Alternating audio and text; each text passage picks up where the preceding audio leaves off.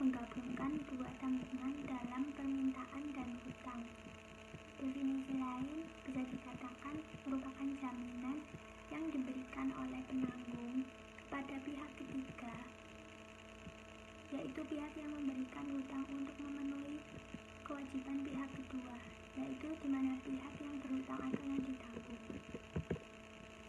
Landasan hukum syariah. Landasan hukum syariah, dasar hukum kafalah terdapat dalam Quran surat Yusuf ayat 72 dan Quran surat Al-Maidah ayat 2. Maksud dari ayat tersebut yaitu Baik, di sini saya akan melanjutkan tentang penjelasan kafalah, yaitu macam-macam kafalah. Macam-macam kafalah itu ada 5, yaitu kafalah bilmal, bil nafs, kafalah bitaslim, kafalah al-munjazah, dan kafalah al-mu'allaqah. Yang pertama, kafalah bilmal. Kafalah bilmal adalah jaminan pembayaran barang atau pelunasan hutang. Bentuk kafalah ini merupakan sarana yang paling luas bagi bank untuk memberikan jaminan kepada para nasabahnya dengan imbalan atau fee tertentu. Yang kedua, kafalah bil nafs. Kafalah bil nafs yaitu jaminan atas diri seseorang karena nama baik atau ketokohannya. Dalam hal ini, bank dapat bertindak sebagai juridical personality yang dapat memberikan jaminan untuk tujuan tertentu. Yang ketiga, kafalah bitaslim. Kafalah bitaslim itu adalah jaminan pengembalian atas barang yang disewa ketika batas sewa berakhir. Jenis pemberian jaminan ini dapat dilaksanakan oleh bank untuk keperluan nasabahnya dalam bentuk kerjasama dengan perusahaan atau leasing company. Jaminan pembayaran bagi bank ini dapat berupa deposit atau tabungan, dan pihak bank diperbolehkan memungut uang jasa kepada nasabah tersebut. Yang keempat, kafalah al-munjazah. Kafalah al-munjazah ini yaitu jaminan mutlak yang tidak dibatasi oleh jangka waktu tertentu atau untuk kepentingan atau tujuan tertentu. Dalam dunia perbankan, kafalah model ini dikenal dengan bentuk performance bonds atau jaminan prestasi. Yang kelima, yang terakhir ini kafalah mu'allaqah. Kafalah mu'allaqah itu jaminan penyederhanaan dari kafalah al-munjazah, di mana jaminan dibatasi oleh kurun waktu tertentu dan tujuan tertentu pula. Yang selanjutnya ada manfaat kafalah. Yang secara umum kafalah memberikan manfaat bagi pihak yang dijamin atau nasabah, pihak yang terjamin atau pemilik proyek, dan pihak yang menjamin atau bank. Jadi masing-masing mendapat manfaat dari kafalah itu tadi. Yang selanjutnya ada rohen. Secara bahasa, rohen itu adalah al-thubu atau al-habs atau penetapan dan penahanan. Istilah hukum positif di Indonesia, rohen itu adalah barang jaminan atau tanggungan. Secara sederhana, rohen adalah semacam jaminan hutang atau gadai, barang gadai ini ya. Rohen adalah menahan salah satu harta milik si peminjam atas pinjaman yang diterimanya. Barang yang ditahan tersebut memiliki nilai ekonomis. Dengan demikian, pihak yang menahan memperoleh jaminan untuk dapat mengambil kembali seluruh atau bagian piutangnya. Di sini ada rohin. Rohin artinya pemilik barang gadai. Murtahin adalah orang yang murtahin adalah orang yang mengambil barang tersebut serta menahannya. Adapun landasan hukum syariah rohen yang disyariatkan berdasarkan Al-Quran dan Sunnah. Di dalam Al-Quran surat Al-Baqarah ayat 203 yaitu, jika kamu dalam perjalanan atau bermuamalah tidak secara tunai, sedang kamu tidak memperoleh seorang penulis, maka hendaklah ada barang tanggungan yang dipegang. Jika dari hadis, yaitu diriwayatkan dari Siti Aisyah radhiyallahu an bahwa Rasulullah bersabda, pernah membeli makanan dengan menggadaikan baju besi. Hadis riwayat Bukhari dan Muslim.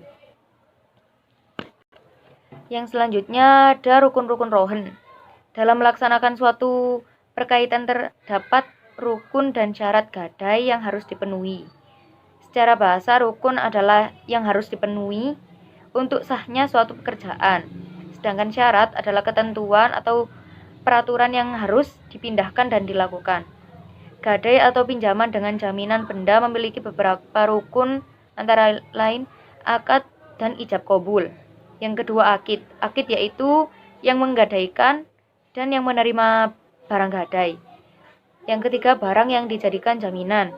Barang yang dijadikan jaminan atau borg, syarat pada benda yang dijadikan jaminan ialah keadaan barang itu tidak rusak sebelum janji utang harus dibayar. Selanjutnya akan diteruskan oleh teman saya yaitu Fadia Kamila. Baik, saya akan melanjutkan presentasi dari teman saya yaitu Amelia Fauzia, yaitu tentang syarat rohen. Syarat rohen ada 3. Yang pertama rohin dan murtahin, kedua sigot, dan yang ketiga marhun bih atau utang. Yang pertama rohin dan murtahin. Tentang pemberi dan penerima gadai disyaratkan keduanya merupakan orang yang cakap untuk melakukan sesuatu perbuatan hukum sesuai dengan ketentuan syariat Islam, yaitu berakal dan balik. Yang kedua sigot. Ulama Hanafiyah berpendapat bahwa sigot dalam rohen tidak boleh memakai syarat atau dikaitkan dengan sesuatu. Hal ini karena sebab rohen jual beli, jika memakai syarat tertentu, syarat tersebut batal dan rohen tetap sah. Dan yang ketiga marhun bih atau utang. Menyangkut utang, bahwa utang tersebut disyariatkan merupakan utang yang tetap. Dengan kata lain, utang tersebut bukan merupakan utang yang bertambah-tambah atau utang yang mempunyai bunga. Sebab seandainya utang tersebut merupakan utang yang berbunga, maka perjanjian tersebut sudah merupakan perjanjian yang mengandung unsur riba. Sedangkan perbuatan riba ini bertentangan dengan ketentuan syariat Islam. Adapun hal-hal yang perlu diperhatikan saat rohen yaitu yang pertama, kedudukan barang gadai.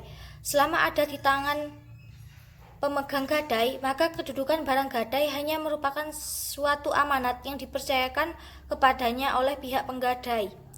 Yang kedua yaitu pemanfaatan barang gadai.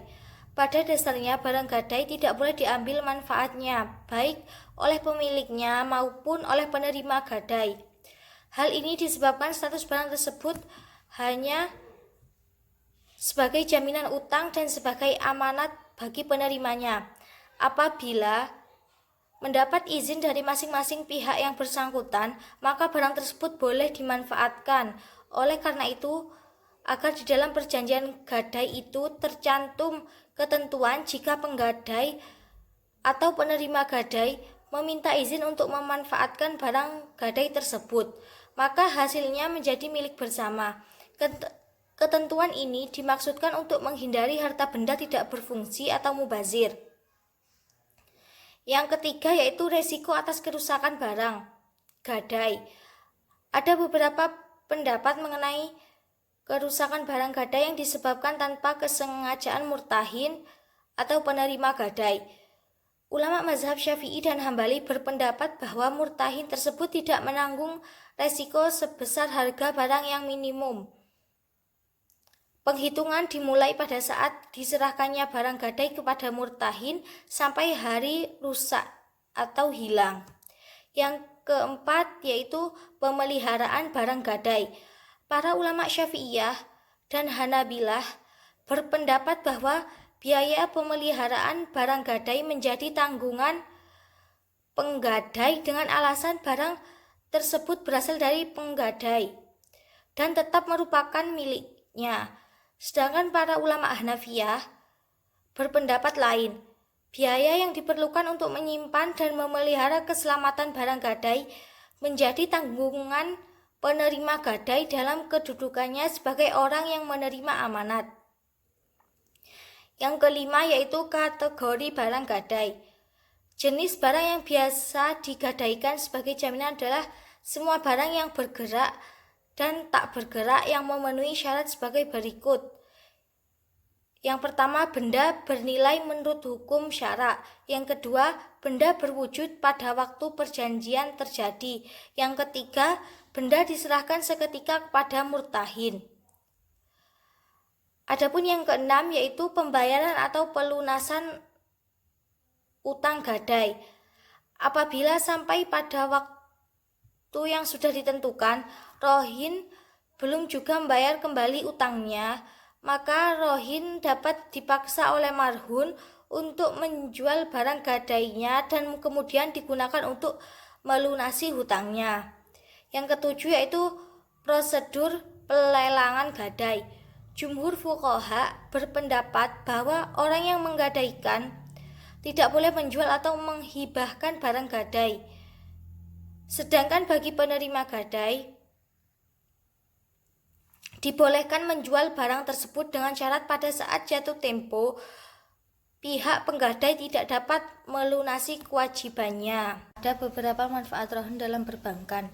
Yang pertama yaitu menjaga kemungkinan nasabah untuk lalai atau bermain-main dengan fasilitas pembiayaan yang telah diberikan oleh bank.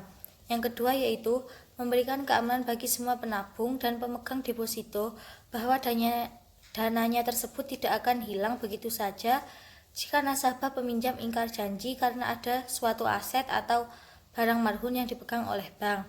Dan yang ketiga yaitu jika rohin diterapkan dalam mekanisme pegadaian, tentu barang tersebut akan membantu saudara kita yang kesulitan dana, terutama di daerah-daerah lain.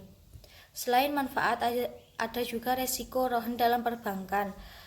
Resiko rohin dalam perbankan yang pertama yaitu resiko tak terbayarnya utang nasabah atau wan prestasi.